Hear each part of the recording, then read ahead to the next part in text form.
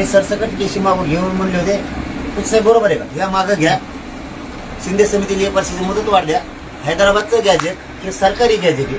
सातारा संस्थांचं हे राजा शाहू महाराजांनी सगळ्याला आरक्षण दिलेलं आहे. ते सातारा संस्थांचं गॅजेट घ्या. बॉम्बे गव्हर्नमेंटचं गॅजेट हे सरकारी ते घ्या. आणि आमच्या नोंदी शोधा शिंदे समितीच्या माध्यमातून. काय चुकीचं सांगतो आम्ही? काहीच नाही. मराठा आणि कुणबी एक 83 क्रमांकालाची, बरं ते आमजवळ नाही. तुमची ओबीसीची यादी आमची नाही, आमचा हट्ट पण नाही. ओबीसीची जी यादी आहे त्याच्यात 83 क्रमांकाला कुणबी. त्यावेळेची आजची जी जनगणना आहे, तुम्हाला महत्वाचा शब्द सांगतोय, आजची जी लोकसंख्या म्हणतो छगन भुजबळ उदाहरणार्थ 60% तर बरं 60 तर 60 जाऊ दे किंवा म्हणून तेवढी देऊन पुढे 60%. आम्ही धरून 60% समजून घ्या. मराठा धरून 60%. त्याचं जर म्हणणं असलं 40% ओबीसी लोकसंख्या तर आम्ही मराठी धरून 40%. तेव्हा जर म्हणत असलं 80% ओबीसी तर मराठा धरून आहे. कारण 83ला कुणबी या राज्यातला सगळा मराठा शेतकरी. कुणबी म्हणजे हे आपल्या आज्याचा गावरान शब्द होता. बरोबर. आपल्या आज्याला शेती म्हणता येत नव्हतं, ही शेती नंतर शब्द आला. आधी म्हणायचे जमायला जर गेले आपले पंजोबा तर मुलीकडचे विचारायचे मुलगा काय करतो, तर आपला पंजा आज सांगायचा मग एकटं पोरग 15 एकर कुणबी वडीत शेती वडीत त्याला म्हणता येत नव्हतं, कुणबीक म्हणायचं. सुधारित शब्द आला शेती. जसं की आता पोरी चपलाला आपल्या आजा काय म्हणायचं पायतान. आता सुधारित शब्द चप्पल आला, मग काय घालायचं बंद करावं आता. पुढे घराला आपल्या वाड्या म्हणायची. आता हाऊस म्हणते आमच्या आमच्याच हाऊसवरी रेड हाऊस, लाल हाऊस, पिवळा हाऊस तिकडे ये म्हणते. मग आता वाडा शब्द बदलला, त्याला हाऊस आलं, मग राहायचं बंद करायचं का आता घरातून? नाही ना करते. पहिले हॉटेलला आपण हॉटेलच म्हणायचो, आता त्याला रेस्टॉरंट म्हणते. शब्द बदल केला, त्या शब्दाचं परिवर्तन झालं, त्याला प्रतिशब्द आला. मग आता घाटला तर चहा प्यायला बंद करावं का, त्याला हॉटेल म्हणावं आता रेस्टॉरंट म्हणते म्हणून. ही आमची चूक नाही, आमची तळमळ तुम्ही सरकार म्हणून समजा घ्या. तुम्ही असं म्हणू नका मी आमदार आहे वा, तुम्ही म्हणू नका मी आमदार आहे, यांनी म्हणू नका मी आमदार आहे. आमची तळमळ काय आहे की कोणाला वाटू नये की आरक्षणाच्या नावाखाली आम्हाला राजकारणात जायचं आहे का, आम्हाला अजिबात जायचं. पण तुम्ही नाही दिलं तर आम्ही एक सीट येऊन देणार तुम्हाला. खरं ते सांगतो मी, तुम्ही माझे दुश्मन नाहीत किंवा शत्रू नाहीत, एक देऊन देणार. वेळ आली तर उभा नाही करणार, ओबीसीचे निवडून देऊ, कोणाचे निवडून देऊ, सगळे एससी एसटीचे निवडून देऊ, पण आम्ही मात्र तुम्ही एक देऊन देणार. तुम्हाला तळतळीने सांगतो, ही शपथ घेऊन सांगतो तुम्हाला. आम्हाला तुम्हाला कुणाला पाडायची इच्छा नाही, आम्हाला राजकारणात आम्हाला आमदार करायची इच्छा नाही, आम्हाला उभा बी राहायचं नाही. पण तुम्ही नाही दिलं तर देणाऱ्या जागाची आम्ही जावं का नाही जावं सांगा. मग आमच्या पुढं काय पर्याय? तुम्ही नाही दिलं, देणारी जागा सत्ता आहे, मग आम्हाला तिथं जावंच लागेल ना. घ्यायचं म्हणलं तुम्ही तर घेत नाही. आमची काय चूक आहे? तसं 83 क्रमांकाची ओबीसी यादी आणि ही यादी भास्करराव जाधव साहेब ज्यावेळेस संयुक्त राष्ट्राच्या परिषदेला शाहूराजांनी त्यांनी पाठवली होती, त्यावेळेस सुद्धा ही यादी फायनल झाली. 1967 साली 83 नंबरला पण दिली आहे. मग जर ही यादी स्वातंत्र्य नसतानाच्या आधी बी फायनल झालेली, तीच यादी घेतली नाही मंडल कमिशनने. मंडल कमिशननं तीच भास्करराव जाधव साहेब होते, त्याच्या अगोदरची एक जनगणना होती, 1884ची एक जनगणना होती, 1931ची इंग्रजाची एक जनगणना होती. मंडल कमिशननं तेच गबाळ उचललेले सगळं फुकटचं, आणि ते विपिसिंग सरकार पुढे ठेवले. फक्त आम्हाला काट मारून ठेवलं होता. हे सत्य नाही स्वीकारत. काय स्वीकारत नाही त्याचं कारण सांगतो, ओबीसीचा मतदार. साहेब तुम्ही समजून घ्या आमची तळमळ. हे स्वीकारायला तयार आहे, यांना पटतंय. 83 क्रमांकाला कुणबी, कुणबी म्हणजे मराठा. या राज्यातला क्षेत्रीय मराठा मराठाचे आणि कुणबी मराठा मराठाचे दोन्ही आम्हीचे. क्षेत्रीय मराठे बी आम्हीचे, कुणबी मराठे आम्हीचे. लढायला पण आम्हीचे आणि शेती कसायला पण आम्हीचे, कोणी नाही. आम्ही इथपर्यंत लढायला गेले, आमचे आजे पणजे पूर्वज हे क्षेत्रीय मराठीच होते, शेती कसणारे पण होते. ते एक माणूस इकडे व्हायचे आणि अर्धे लढायला पाठवले. तुम्ही आमच्यात भेद नाही करू शकत. इथला कुणबी हा सगळा शेतकरी म्हणजेच तो मराठा आणि कुणबी एक. सुशीलकुमार शिंदे साहेबाला पटलं होतं, त्यांना काहीतरी आधार होता म्हणूनच त्यांनी कायदा पारित केलेला 2004ला. एवढा मोठा मुख्यमंत्री माणूस काहीतरी आधार असल्याशिवाय कायदा पारित नाही करू शकत. बरं यांना हे मान्य आहे, आमचं मान्य बोलणं. फक्त ते म्हणजे कोपऱ्यात जाऊन बोलू, कोपऱ्यात ते म्हणजे ओबीसीचा मतदार बी होईल. मग त्यासाठी काय आमचं वाटोळा करता का? म्हणजे तुम्हाला क्लिअर सांगायला, जसं तुम्ही आम्हाला आल्याबरोबर क्लिअर सांगितलं तसं आम्ही तुम्हाला आता क्लिअर सांगायला. हे म्हणते मग ओबीसीचं मतदान आहे, तुमच्या मतदानासाठी आम्हाला फाशीवर देता का? हे पटतंय त्यांना. 83 क्रमांकाला कुणबी, कुणबी म्हणजे या राज्यातला सगळा मराठा शेतकरी, हे त्यांना पटतंय, पण ते देत नाहीत का? ओबीसीचं मतदान. मग आता ओबीसीचं मतदानासाठी मारतात आमचे लेकरं. बरं ठीक आहे, आता ओबीसीचं मतदान आहे, मराठ्याचं घ्या, ओबीसीचं मग मराठ्याचं नाही पाडणार. मग हे सरळ सरळ आहे, क्लिअर जरी झालं. तुम्ही कवा घेत नव्हते आम्हाला, तुम्ही म्हणजे 75 वर्षातले राजकारणी, हे कवा घेत नव्हते. मराठी होते 4 पक्ष. त्या टायमाला यांना माहित होतं ओबीसीचं मतदान एक गठ्ठा पुढे ते मराठी गेले विखरून, इकडं अर्धे तिकडं अर्धे, बाकी तिथं भरभरून गोल बोलून घेऊ, काही पाहुण्यात नावाखाली, काही जावयाच्या नावाखाली, काही सासू सासरी नेऊन बसायचं तिकडं. जावंच बा सासऱ्या दारात मतदान नाही केलं की जाऊ उठायचं की म्हणायचं मतदान कर. म्हणजे एवढं राजकारणी विचित्र प्राणी आहे. सगळ्या दुनियातले जावं धरून आणि तिथं सासऱ्यात तिथं बसले आपण आपलं निवडून येतो. आता पोझिशन बदलली, मान्यच करावं लागेल. तुम्ही जर भ्रमात राहिलात तर आता हुकलं तसं हुकल्यावर पश्चाताप होईल. म्हणजे मी तुम्हाला तिघाला पण सांगतो, तिन्ही सरकार तुमचे 3 जण आहेत, तिघांना पण सांगतो, एकाला सांगत नाही. तुम्ही जर भ्रमात राहिलात तर टायमावर काही करू काहीच होणार नाही. तुम्हाला रिअल सांगतो, लोकांनी फॉर्म भरायला सुद्धा बंद केलेला. पटून घ्या, आम्ही सांगतोय आमचे तळतं. जसं काय आम्ही भाजपचे, शिवसेनेचे, राष्ट्रवादीचे आम्ही जसं काय सदस्य आहेत, इतकं पटवून सांगालो तुम्हाला. लय गरज आहे आम्हाला. खरं सांगायला मी तुम्हाला कटाळा आला असेल, तुम्हाला आळस येत असेल, तुम्हाला वाटत असेल चला उठून आता, पण तुम्हाला खरं सांगायला का आम्हाला फक्त राजकारणात जायचं. मुद्दावर आमचा आम्ही म्हणून जाऊन की बरेच दिवस झालं चाललंय. मी पण 5-7 दिवस येऊन गेलो, दादा पण 2-3 दिवस गेले. हे कुठंतरी थांबावं या दृष्टिकोनातून आम्ही थोडं आणि योग्य मार्ग क्लिअर तुमचं ऐकून न घेता का सांगायला लागलो. लोकांची मनस्थिती तुमच्या मनात आहे ती नाही, तुम्ही समजून घ्या. तुम्ही धनगर बांधवाला सुद्धा फसलेलं आहे. तुम्ही किती नाकारलं, मी जाहीर बोलायलोय. तुम्ही किती काही म्हणले, हे बघा, तुम्ही किती काही म्हणले तरी सर्वसामान्य धनगर बांधवात नाराज. तुम्ही मराठ्यांना आता याच्यात फसवलं, या सगळे सोयरे अंमलबजावणी केसेस मध्ये या 2-3 गोष्टीत फसवलं. सांगतोय ते पटून घ्यायचं तर घ्या, नसतात तुमचं फळ तुम्हाला, आमचं फळ आम्हाला मिळणार आहे. तुम्ही पडताना नाही तर आम्ही पडतो, दोन्हीपैकी एक होईल. पण तुम्ही तळतळ समजून घ्या फक्त आमची, की आमचे मरमत तेवढ्यासाठी आम्हाला फसवलं. तुम्ही काही गोष्टी कसं आहे दादा, तुमच्यासमोर बोलणं पण थोडं काही जणांची अडचण होती. पण आता मी थोडं एखादी गोष्ट थोडं ह्याच्यातनं बोलतो. थोडं तुम्हाला जरी एखादा शब्द माझा वाईट वाटला तरी मी बोलतो. ह्याच्यात काय व्हायला लागले माहिती काय, ह्याच्यात मी स्पष्ट बोलतो. सरकारची पण बोची व्हायला लागली. आता सरकार म्हणून मी प्रतिनिधी म्हणून बोलत नाही, मी मराठा महासंघातला कार्यकर्ता म्हणून मी भूमिका मांडतो माझी. अडचण काय व्हायला लागली, एक निर्णय घ्यायला लागला की दुसरी बाजू कुठं तर फायदा घ्यायला चालली. म्हणजे हे तर सगळ्यालाच लक्ष देते, माया पण लक्ष देते, सगळ्या आपल्या मराठ्याच्या पण लक्ष देते. विशेष फायदा म्हणजे काय आला दादा, आता सरकारनं कुठली भूमिका घेतली, विरोधी पक्ष त्याचा फायदा घ्यायला लागला. म्हणून भूमिका म्हणजे आता ओबीसीत आरक्षण द्यायचं, समजा ओबीसीत आरक्षण द्यायचं बरं का, ओबीसीत आरक्षण द्यायचं म्हणजे विरोधी पक्षाची भूमिका काय आहे आता. म्हणजे ठीक आहे, आता मी तर अपक्ष आहे, हा ती म्हणते की तुमचं तुम्ही निर्णय घ्या दोन्हीकडनं. आता कोणी लोकसभेला फायदा घेतला, ह्यांनीच बाबा सगळं. आता हे लोक आपल्याला लिहून द्यायला तयार आहेत का, ओबीसीत देऊन टाका आरक्षण, हे ह्यांची आहे का सह्या द्यायची तयारी आहे का? नाही धरून नाही ना, मग त्याची तयारीच नाही ना. एकदा एक मराठ्यांची नाराजी घेतली, एकदा ओबीसी, असं. त्याच्यामुळं कुठलं जरी सरकार असलं, मी सरकार म्हणून बाजू मांडत नाही त्यांची बरं का, कोणाचीही करत नाही तरमतारी, आता करणार नाही. फक्त सगळ्यांचीच भूमिका एक असावी, जी आता सगळा महाराष्ट्र सगळ्याचाच आहे, सगळ्याच पक्षाचा आहे. ह्याच्यामध्ये मग हिकडले 3 पक्ष, हिकडले 3 पक्ष, सगळ्यांनी जी एका बैठकीला बसावं, बाबा ही आम्हाला हा निर्णय सामूहिक घ्यायचा आहे. आपला एवढा मोठा, सगळ्यात मोठा समाज मराठा आहे, मराठा समाजानं भोगलंय, सगळ्याला मान्य. एकदाच निर्णय घ्यायचा आणि सगळ्यांनी एका छताखाली जेवून लिहून द्यावं ना तुमच्या पुढं, ही आमची ह्याच्यामध्ये तयारी आहे. मग काय जण निघून जाते ती आणि परत वेगळंच तागेवर बसते. ही सातत्यानं आपण बघत आलोय सगळी जण. पण जुन्या तर काढायचं नाही. आता जुनं आम्ही चळवळीत पण बघितलं किती जणांनी कोणी काय केलं, हे काय आपल्याला राजकारणाकडे जायचं नाही किंवा काही नाही.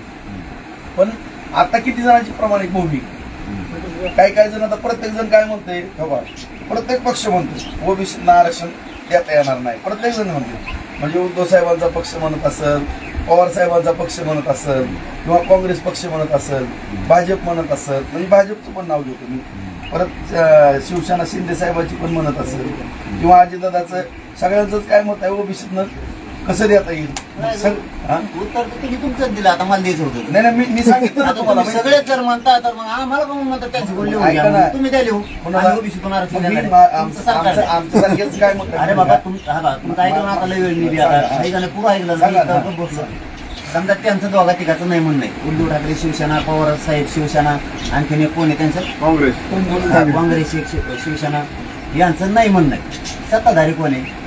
सत्ताधारी त्यांनी ढोंगडावर लाग त्यांच्या, जाऊ द्या तिला खड्ड्यात, त्यांना द्या तुम्ही, द्या ना तुम्ही, द्या ढोंगडावर लाग मारा त्यांना, द्या काढू, त्याला द्या तुम्ही.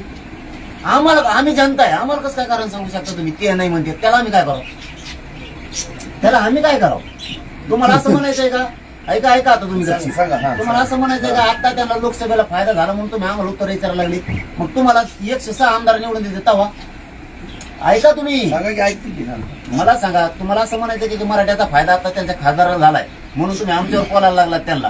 तुम्हाला 106चा फायदा झाला तेव्हा 95ला नाही आले का तुम्ही मराठ्यात जीवावर? आता नाही आले मराठ्यात जीवावर. ते जरी 40 वर्ष होते, आम्हाला माहिती राव ते काही नाही दिलं म्हणून तर आम्ही तुम्हाला द्या म्हणतोय ना. तुम्हाला कळणार भाषा आमची. काय झालं? ऐका तुम्ही, बुद्धिला का सांगू, आता तुमचा मुद्दा कळाला आम्हाला. तुम्ही एकदम टोकाचं बोलला आता. ती त्यांची हो ना, त्यांची त्यांनी म्हणावं, राष्ट्रवादीनं म्हणावं, शिवसेनेनं म्हणावं, मराठ्यांना ओबीसीतून आरक्षण द्या. आम्ही सांगतो त्यांची समजा नाही इच्छा आहे. आम्हाला माहित नाही त्यांची काय इच्छा आहे, नाही इच्छा आहे. तुमची का नाही इच्छा? हीच गोड पेंट खायला लागलो. मग तुमच्या घोड्यात आम्हाला कुठे दाणे खराब करता? काय म्हणतो दादा, जो मुद्दा टाय पडायला लागला ना समाजाचा, मी तुम्हाला तीच मी भूमिका तुम्ही ऐकलंच नाही, तुम्ही दुसरंच करायला चाललंय. माझं वाक्यच पूर्ण होऊन देणार, तुम्ही मला अर्ध्या थांबवायला लागला. थांबवायला तुम्ही घुसतच ऐकू घ्या दादा, मला काय म्हणायचंय, जी एकंदरीत जनरल जी चाललेलं आहे ना, जनरल जी चाललेलं आहे ती मी तुम्हाला तुमच्या कानावर घालतो की विषय काय चाललेला आहे माहिती का. तुम्ही नीट माझं वाक्य पूर्ण होऊ द्या आणि समजू द्या की प्रत्येकाच्या मनामध्ये भीती निर्माण झालेली. आयला मी ह्याला असं केलं तर कसं होईल, त्याला असं, ही तुम्हाला मला सांगायचा जी मुद्दा आहे का नाही, ह्याच्यामुळे काय करावं लागतं माहिती का. तुम्ही आता एवढ्या मोठ्या समाजाचं नेतृत्व तुम्ही करता, तुम्ही सगळ्यालाच वळीनं बसवणं तुमची पण हे आहे ना. तुम्ही सगळ्याला बाबा काय करता तुम्ही सगळेजण, आता ह्याच्यात जी जी उघडं पडन ती पडन, ज्याला आपटायचं ते आपटल आणि ज्याला बसायचं ती बसल, असं माझं मत. वाक्य पूर्ण होते. थांबा, ह्याच्यामध्ये मला काय म्हणतात, तुम्ही एवढ्या आपल्या मोठ्या समाजाचं नेतृत्व करता, तुम्हाला आता सगळ्याच पक्षाला समाजाची गरज असते, कोणाला नाही असं नाही. आता समाजाचा एवढा मोठा 40 वर्षाचा प्रश्न आहे. आता काय करावं लागते माहितीये का, माझ्यासारख्याला कार्यकर्त्याला असं वाटतंय या सगळ्यांना जे एकदा तुम्ही विचारा, बाबा तुझं मत काय, ज्यांना विरोध करायचा त्यांचा कार्यक्रम होईल, कुठला का पक्ष असो ना, म्हणजे सत्ताधारी असो अगर विरोधक असो, म्हणजे एकदा ही विषय तरी कुठंतरी फुल स्टॉप मिळेल. नाहीतर काय व्हायला लागलंय, ही कधीतरी फायदा घेते, ती कधीतरी फायदा घेते, सगळी व्हायला लागली समाजाची गुची, असं मला म्हणायचं. बाकी दुसरा काय माझा मुद्दा नाही. आता सांगतो तुम्हाला, तुम्हाला सांगतो जास्त रविवाल्या माझी जबाबदारी किंवा माझ्या समाजाची जबाबदारी नाही या 6 पक्षाला एकत्र बसवून. आमची जबाबदारी आहे, आम्ही या राज्याचे गोरगरीब नागरिक आहेत, आमचे लेकरं अडचणीत आहेत, सत्ताधाऱ्यांनी आम्हाला आरक्षण द्यावं. कोण नाही म्हणतो त्याला समाज बघून घेत असतो, जो नाही म्हणतो त्याला समाज बघून घेत असतो. जसं तुम्हाला आता बघून घेतलं तसं समाज बघून घेत असतो. आमची जबाबदारी नाहीये भाजपला इथं आंतरवालीत ये म्हणायचं, काँग्रेसला इथं ये म्हणायचं, राष्ट्रवादीला तिन्ही राष्ट्रवादीला इथे ये, तिन्ही शिवसेनेला इथे ये, भाजप एकच हे वाटतं, एक तर भाजपला इथं ये, किंवा आणखीन कोण राहिले तर त्यांची परत म्हणत आमचं नाव नाही. काँग्रेसवाले म्हणतात आमची दादा आमची चेष्टा नाही, आमची जनतेची जबाबदारी नाही, ही पक्षाची जबाबदारी किंवा सत्ताधाऱ्यांची जबाबदारी या की आपण असं ठरवून करायचंय ओबीसीतून आरक्षण देत. आमचं जनतेचं कसं काय ऐकते आले नाही ना दादा, ही प्रश्न आहे. आमचं काय म्हणणं, त्याचं उत्तर दिलं ना मी तुम्हाला. ते नाही आले, तुम्ही बोलवले नाही आले, आम्ही तुम्हाला उत्तर दिलं ना राव, तुम्हाला कळा ना. त्याच्या ढोंगडावर लात मारून द्या काढून द्या तुम्ही, बरोबर द्या तुम्ही, द्या तुम्ही आम्हाला. नाही ते बाकीचं बोलायचं नाही मध्ये, तू मला घे त्यांच्याच संघ येतून त्यांच्याच बाजूने बोलवतो, गप्प उभा राहा. मग म्हणजे आता काय प्रचार करायला होतो का जातीला? आमचा मूळ मुद्दा इथं आहे की तुमचं नाही ऐकत ते तुम्ही बहुमताचे काय करायचं तुम्हाला त्यांची नाही येत तुम्ही उलट उघडा पाडा तुम्ही नाही आलं तरी मराठी ओबीसीतून आरक्षण दिलं आणि मराठी बागा कशी डोक्यात घेऊन नाचायचे तुम्हाला आम्ही बार सांगितलं तुम्हाला सगळ्या दादा भावना आहेत नाही आणि तुमच्या सगळ्या पोहोचवणार आहेत आणि माझी शेवटची भावना ही आहे की ती तुम्हाला सांगितली ती यांच्या समोर सुद्धा सांगतो की आम्हाला राजकारणात नाही जायचं म्हणून आम्ही तुमच्या मागं लागलो तर असं म्हणा आता तुम्ही आमच्या मागं लागत आम्ही तुमच्या मागं लागलो की बाबा कोणाचा गैरसमज नको व्हायला की या आरक्षणाच्या नावाखाली हे राजकारण करायला म्हणजे आम्ही कधीच होणार नाही दादा आमचं तर कधीच होणार पण तुमचा म्हणजे हे बघा तुमच्या पक्षात सांगणं काय नाही तुमचं बोलू शकत नाही कोणी तुमचा पक्ष आणि सत्ताधारी तिघही की यांनाच राजकारणात जायचं होतं यांनी संधी नाही दिली आम्ही त्याच्यामुळे आम्हाला पुन्हा एक संधी द्यायची सरकारला की तुम्ही आमच्या ज्या मागण्या आहेत त्या मंजूर करा मान्य करा सगळ्या महाराष्ट्राला कळून चुकलंय हो कोण हा म्हणतोय कोण नाही म्हणतोय सांगायची नाही गरज पण तुम्ही नुसतं तसंच जर म्हणत राहिलात नेरेटिव्ह पसरू कोणचा विरोधी पक्ष येत नाही बैठकाला तुम्ही जर हे एकटाच नेरेटिव्ह पसरीत गेला तर दुसरा नेरेटिव्ह असा पसरणार आहे मग भाजप का द्या ना म्हणजे त्यांच्या पुढे तुमचा नेरेटिव्ह जाईल समजून घ्या मला तुम्ही मी सामान्य लोकांतल्या मनातलं तुम्हाला सांगतो तुम्ही आता कसा नेरेटिव्ह पसरायला लागला की ईडब्ल्यूएस मराठ्यांच्या आंदोलनामुळे गेलं मराठीचं आंदोलन ईडब्ल्यूएस घातलं मराठीचं आंदोलन घातलं आम्ही द्या म्हणलो तुम्हाला एसीबीसी आरक्षण आमची मागणी आहे का आमदार साहेब आपली मागणी होती का ती बैठकीत इथं एसीबीसी 10% द्या नाही आम्ही म्हणत होतो मराठा हा कुणबी सरसकट मराठ्यांना कुणबी प्रमाणपत्र द्या तुम्ही आमच्या बोकंडीत लागलं ते 10% तरी मान्य केलं आम्ही मराठ्यांनी केलं ओके ईडब्ल्यूएस रद्द करून केलं तुम्ही तुमचे दरेकर साहेब कालच घेतली का प्लेस का होते त्यांनी ते काय म्हणते की ईडब्ल्यूएस आरक्षण रद्द केलं 10% आम्ही 10% द्या म्हणलो तुम्हाला तुमचं सरकारचं म्हणणं होतं हे 10% आरक्षण घ्या आमचं म्हणणं होतं नाही त्यांची आयडिया अशी होती की जर गुलाल उधळला मागे 13% फडणवीस साहेबांनी ज्यावेळेस आरक्षण दिलं पुऱ्या राज्यात गुलाल उधळला तर 106 आमदार मराठ्यांनी निवडून दिले की तो का फेडून टाकला मराठ्यांनी थोडा नाही त्यांना वाटलं ह्यावेळेस तसं होईल मराठी राज्यात पुढे गुलाल उधळला का तुमच्या आमदारांनी एकामेका टकोरावर टाकला बाकी कोणी कोणाच्या टकोरावर टाकला नाही तुम्हाला त्याच वेळेस लक्षात नाही आलं का की हे मान्य नाही याचा अर्थ ईडब्ल्यूएस रद्द कोणी केलं मराठा समाजाला कळतंय ज्यावेळेस हे दरेकर साहेब बोलले बघा तुम्ही किती निगेटिव्ह कमी करण्याच्या नादात वाढ होतोय किती हे तुम्हाला सांगून देतो मी म्हणजे तुमच्या लक्षात येईल ग्राउंडवर काय चाललंय दरेकर साहेब म्हणले ईडब्ल्यूएस आरक्षण गेलं आंदोलकांमुळं तोटा झाला म्हणजे आमच्यामुळं आमची मागणी आम्ही मराठा समाजाला उत्तर देऊन टाकलो एसीबीसीची मागणी आमची नव्हती 10%ची त्यामुळे आम्ही गुलाल उधळला नाही जर आम्ही गुलाल उधळला असता तर ईडब्ल्यूएस आमच्यामुळे रद्द झाला असता त्याचा अर्थ असा झाला असता कारण ते 10% आम्हाला मान्य असा अर्थ झाला असता त्यामुळे मराठ्यांना उत्तर मिळालं 10% गुलालच नव्हता मग आमच्यामुळे ईडब्ल्यूएस रद्दच नाही झाला तुम्ही किती सांगितलं कुठून प्लीज घेऊन एक दोन तुम्ही पत्रकार कामाला लावले चॅनल नाही म्हणणार मी कामाला लावले की जे मराठ्याला खूप जळतेत ते रोज तेच मांडीत ईडब्ल्यूएस आंदोलनामुळे रद्द झालं ईडब्ल्यूएस मनोचारणीमुळे रद्द झालं मराठ्यांमुळे रद्द झालं आम्ही रद्द केलं आम्ही बार सांगतो ईडब्ल्यूएस रद्द करू नका 10% पण ठेवा ईडब्ल्यूएस पण ठेवा आणि कुणबीचा ऑप्शन पण खुला ठेवा तिन्ही पैकी एक कोणचं घेऊ आणि त्यासाठी 6 महिन्याची मुदत वाढली जास्त ग्रामीण भागात तुमच्याविषयी रोज जायला लागला हे तुम्ही समजून घ्या काय होतंय काय वेळ तुम्हाला सांगू काय व्हायला लागलं सरकारच्या पुढं कधी कोणता मंत्री असू द्या मी माझ्याजवळ एवढी 20-50 दिसले म्हणजे मी अतिशहाणा म्हणून वागत असतो मस्ती असते जमिनीवर पाणी ठेवायचं बोलायचं काही पण मी लाख आले तरी राजकारणाची भाषा बोलत नाही आणि 10 असले तरी बोलत नाही काय होतं हे 10-20 आमदार समोर दिसले ना त्यांना वाटतं सगळे आपल्या बाजूने इकडे लोक फाकले ठीक आहे ग्रामीण भागात काय चर्चा आहे आपल्याला बसवलं राव धनगर बांधव सामान्य तुम्हाला बोलणार हो सामान्य तुम्हाला कसं येईल मी आज एक समाज काम करतो म्हणून तुम्ही माझ्यापर्यंत नाही तर मी सुद्धा ज्यावेळेस असं होतं किंवा हे सामान्य सांगा तुम्ही नाही येऊ शकत सामान्यात काय खतखत चालली तुम्हाला नाही माहिती धनगर बांधवांना सामान्याला वाटतं एसटी आरक्षणाला विरोध करायला लावा लागले सरकार दिलं नाही म्हणजे विरोध करायला लावायला लागले शब्द वापरला ना सरकार विरोध करायला लावायला लागले येऊ नये म्हणून आणि दुसरं एसटी आरक्षण द्या ना, तिथं गोरगरिबात नाराजी. मराठ्यात काय नाराज चालली, आम्हीच मारा खाऊन आमच्यावरच केसेस दाखल. आमचं हैदराबादचं गॅजेट असून आमचं लागू करत नाही. आम्ही 83 क्रमांकाला असून सुद्धा कुणबी आणि मराठा एक आहे, ते 2004चा JR काढलेला असून सुद्धा स्थगित केलाय. त्याच्यात फक्त थोड्या अतिशय कमी करायच्या, त्यात सुलभ काम आहे. एवढंच काम आहे 2004च्या JR मध्ये. तुम्हाला कायदा बनायची गरज नाही, तुम्हाला आधी सूचना काढून हरकती सुद्धा मागायची गरज नाही.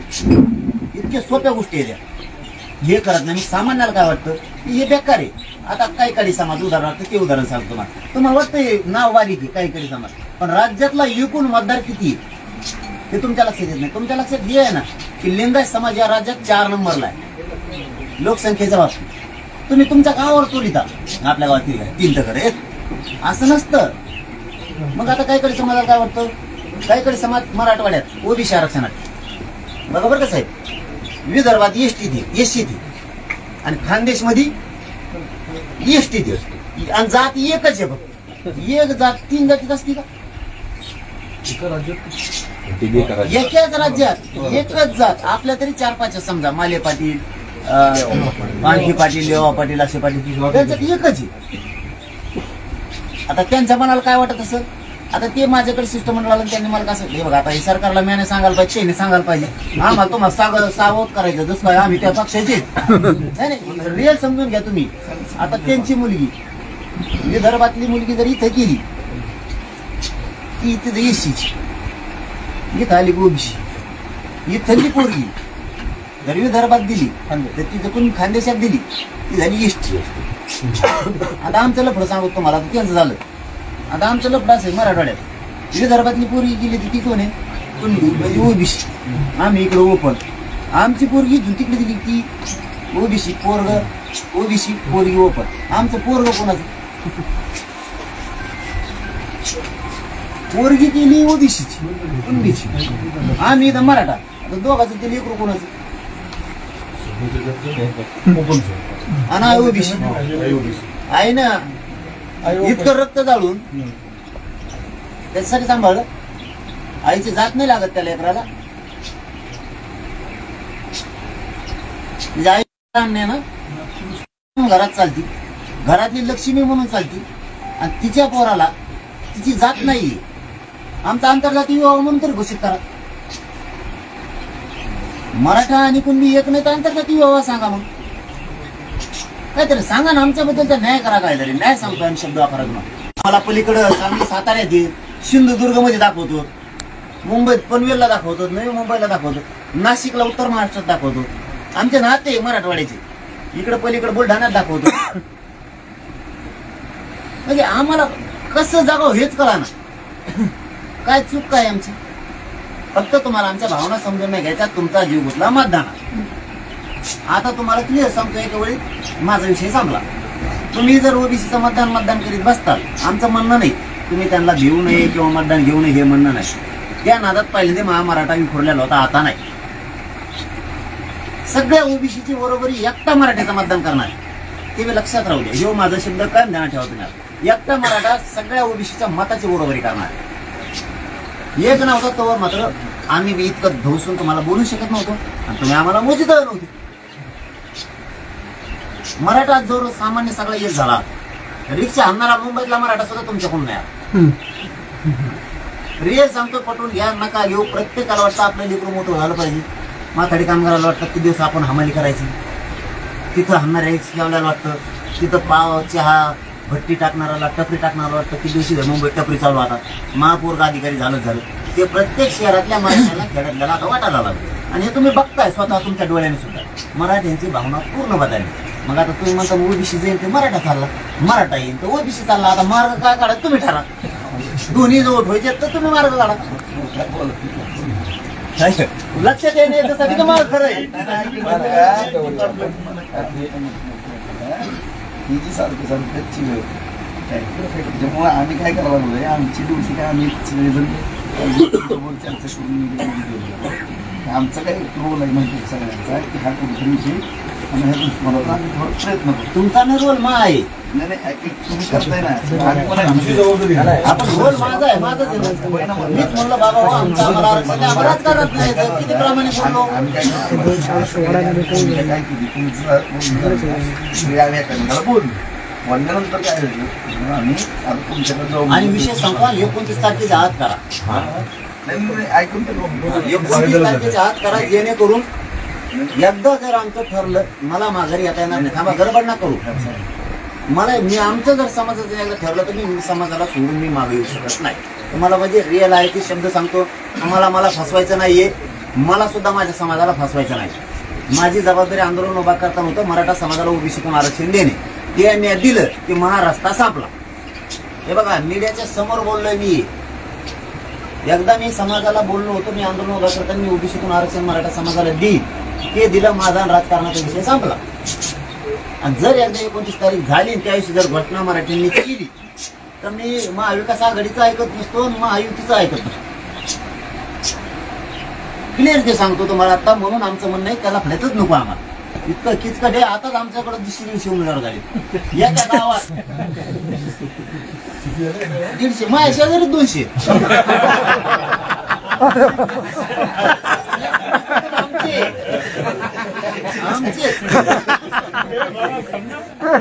आमचे मला जाता जाता म्हणतो म्हटलं जेवढा बरं यावेळी मी घेऊन येऊ शकतो. गावात 6-7 उमेदवार झाले. आणि ते संघर्ष टाळावा, हे बी टाळावं. तुमची बेजारी वाचावी, आपली वाचावी. तुमच्याकडे इकडे येणार आहे ते मी सांगतो लगेच. ते म्हणले मला तिकीट नाही मिळालं का मी तुमच्याकडेच तिघात म्हणतो तिघाचे लफडे. माझ्याकडे आतापर्यंत 65 जण येऊन गेले. 62, 63 मायाने राजपोटा. दादा आम्ही तुमचं काय मध्ये बोलत नाही तुमचं म्हणता ना. आता आमची काय झालं माहिती का सगळेजण आम्ही एकदा हा कुठं म्हणून आम्ही सगळेजण प्रयत्नशील आहे. फक्त आमची एक म्हणजे असं गैरसमज नको की बाबा आम्ही स्पष्ट तुम्हाला फक्त पुरावा म्हणून मी धरलेले बस. पुरावा म्हणजे काय? पुरावा म्हणजे काय ते बी सांगतो लगेच. म्हणजे तुमच्या तर नको काय चिंतू परंतु माझ्याच बी नको. पुरावा म्हणजे काय की कोणी मला म्हणू नये याला आरक्षणाच्या आडून राजकारणात जायचं.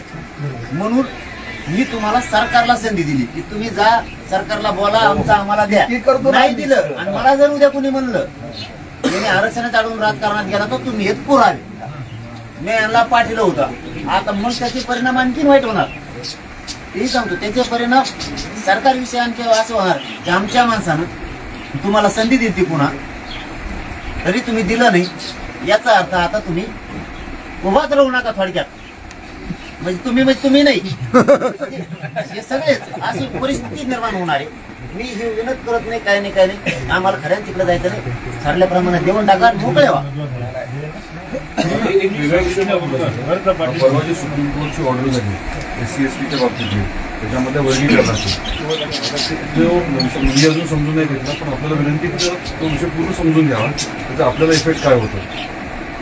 SC/ST त्यांनी काय केलं SC/ST मध्ये आता वर्गीकरण करायचं ठरवलं. अबकडं टाईप ते कदाचित OBC मध्ये होईल. त्याचा आपल्यावर काय नेमका इफेक्ट होणार आहे वर्गीकरण करावं असं राज्य मागासवर्ग आयोगाने दिलंय का आपल्याला? आता ऑर्डर 7 जणांचा बेंच होता.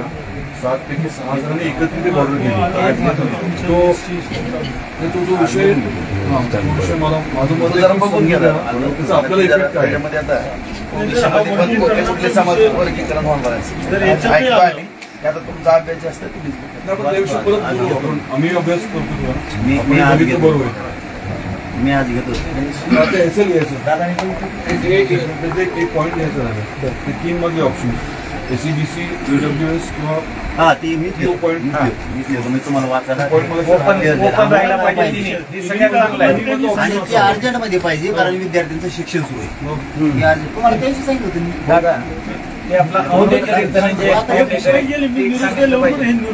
मुंबई गेली की तुम्ही बोला. त्या दिवशी मला फोन आला. आमची भूमिका काय राहणार जेवढे टोकाला जाऊन आम्ही तिथं थोडं सांगून जे पदार्थ पडून घ्यायची पडा बाकीचं कुठं मेनला विषय राहिला तर तुम्ही थोडं हस्तक्षेप कारण बसा. आमचं तेवढंच म्हणणं आहे. बाकीचं आमचं दुसरं काय म्हणणं नाही. बरोबर आहे.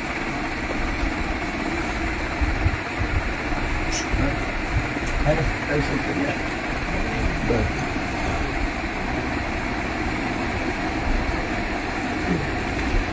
तिकडे सत्ताच एक आहे म्हणजे विवाह जुळवण्यामध्ये तिकडे सत्ताच नसते.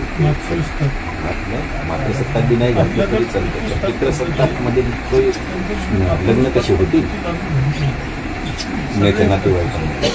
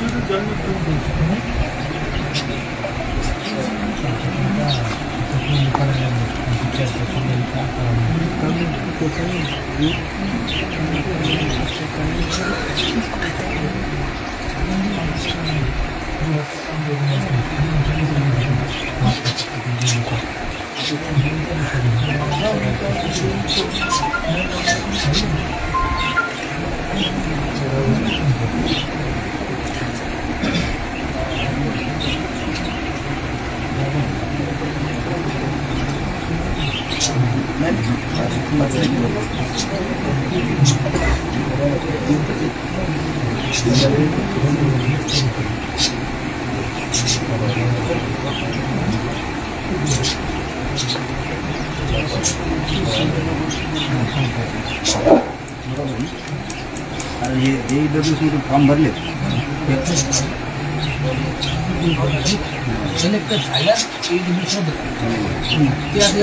ज्या विद्यार्थ्यांनी फॉर्म भरले ते रद्द करायला पाहिजे ना. ECBCच्या अगोदरचे फॉर्म आहेत ना ते 10% आरक्षण द्यायच्या अगोदरचे फॉर्म आहेत. तुम्ही ते रद्द कशाला करता? आणि आता रद्द करायला पूर्ण द्यायला लागले.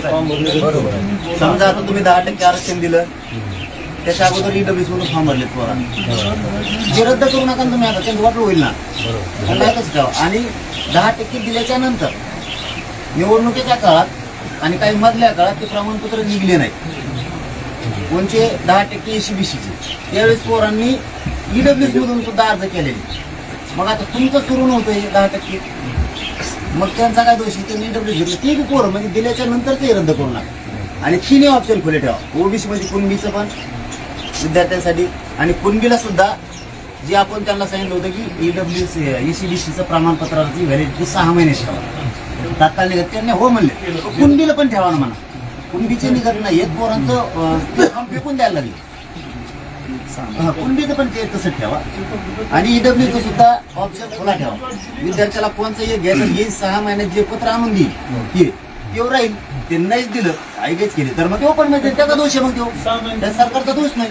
म्हणजे फटके पुढे बसले. पुन्हा पुन्हा सांगतो, हे तुम्ही हो म्हणून न केल्यामुळं तुम्हाला काय वाटतं सरकारला, आपण देऊन लोकांची नाराजी कसं काय? तर तुम्ही नुसते देताय अंमलबजावणी. एक तुम्ही त्या मुलींच्या शिक्षणाचं केलं हे सांगितलं. एक आता ईडब्ल्यूचा आणि ECBC याच्यावर नाराजी आहे पोरांची. हे जर ओपन केलं तर नाराजी पोरांची निघत. कारण पोरं घरी बापाला येऊन सांगतो, म्हणजे पोरग नाराज प्लस बाप नाराज. त्याच्यामुळे त्याचा शेजारचा विद्यार्थी पण ओपनचा नाराज होतो. म्हणजे एवढा याचं मतात रूपांतर होतं. ही वाकडी तिकडे वाट इतकी भयानक चालली ही अशी. दुसरी आता नाराजी मुलींची नव्हती तर ती तुम्ही वाढून. चंद्रकांत दादा सांगितलं उच्च शिक्षणापासून सगळंच मोफत, सगळंच मोफत. मग आता जर मुलीला तुम्ही सगळ्या, मला काय सांगितलं होतं वाचीला की आम्ही मराठीच्या मुलीला मोफत शिक्षण करतो. तुम्ही त्यांना सांगितलं होतं हो मुली भेदभाव का करता तुम्ही जातीवाद, त्याचे जाऊ दे, सगळ्याच्या लेकराचं कल्याण होणार त्यात काय झालं. तर ते म्हणले हे योग्य मुद्दा राहतो. सगळ्यांच्या जातीचं जर हे बोला आम्हाला, ते म्हणले आम्हाला असं वाटलं की म्हणता नुसतं मराठीचं ठेवा म्हणून. म्हणलं आम्ही नाही बहुत जातीवाद, कारण आमच्याकडे काय, कारण आम्ही काय सेकंड भुजबळच्या शाळात कवाच नव्हतो द्या या कराच फक्त आमचं असं असं सगळ्या जातीला खाऊ द्या खायचं. मग आम्ही सगळ्या मुलींना द्या म्हणलं, तर त्यांनी ते मोफत केलं. मोफत केलं. आत्ता मुलीकडून फीस घेतली. आता म्हणजे आता मुलीचं काय चाललंय, यांनी आम्हाला मोफत केलं फीस घ्यायला लागली. असं करा आता, त्याचे तात्काळ अंमलबजावणी करा आणि ज्या मुलींकडून फीस घेतली वापस करा. ते काम नाही म्हणा. मला लक्षात येणार नाही, तुम्ही थोडं मला समजून EWS आणि ECBC ही जी मुद्दा आहे ना, आता ही जर राज्याला लागू असेल याचे प्रमाणपत्र निघत नाही. जी निघाल नाही ती ठेवू. बरं हे निघत नाही, पण पोरांचं म्हणणं आहे की हे धाकमुख हे उडणार आहे. समजून घ्या, हे टिकणार नाही, उडणार. पोरांना वाटतं EWS सुरू पाहिजे. म्हणजे पोरांच्या जनतेच्या पोरांची तुम्ही हे जनतेची भावना लक्षात घ्या. पोरांचं म्हणणं हे टिकणार नाही. जसं की आता बिहारचं त्याचं झालं का, ऐका, तेव्हापासून जास्त पोरं मचळून गेले. त्यांचं झालं आपलं होईल नाही हा भाग लांब आहे. पण तिकडचं झाल्यामुळे 50% वर गेल्यामुळे ते उडालं. ते उडाल्यामुळं पोरं याच्यातून फॉर्म भरायला तयार नाही. तर तुम्ही EWS ऑप्शन ठेवला अडचण आहे. बघा तुम्ही हे ठेवला तरी तुम्हाला अडचण नाही, हे ठेवला तरी नाही. कोणचा तिन्हीपैकी एक घे. ते आपण बघू कायदेशीर काय माहिती घेऊ. आता काय सर करताय की आम्ही ह्या सगळ्या गोष्टी सगळ्या व्यवस्थित आम्ही मंगळवारी त्यांच्याबरोबर बैठक करतो. मुलीचं फीस सगळी चर्चा करतो आणि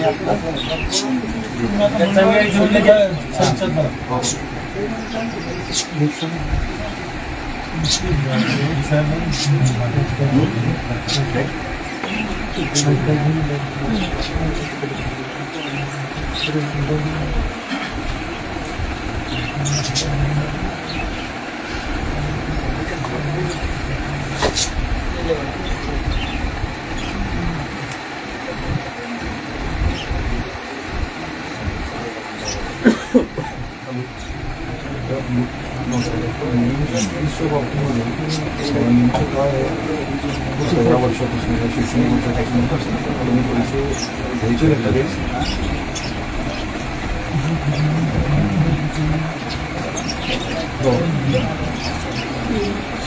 बरं